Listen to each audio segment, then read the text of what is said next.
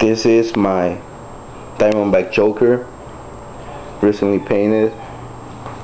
Got some Primo grips on it, some Haro bars on it, Haro stamp also. Got some 3/8 firm rim on it. The brand is called High School. Don't know much about it. My forks are free agent. I have a 43T power light sprocket. Just found it around the house. Stock back rim. Stock crank arms.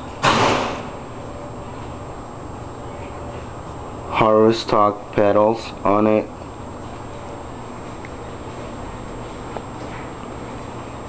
And that's it. Recently just cut, well, that's not it. Well, recently just cut my brake mounts off of it so I can fit the 9T rim on it with the 25T sprocket. Show Nick review when they get delivered.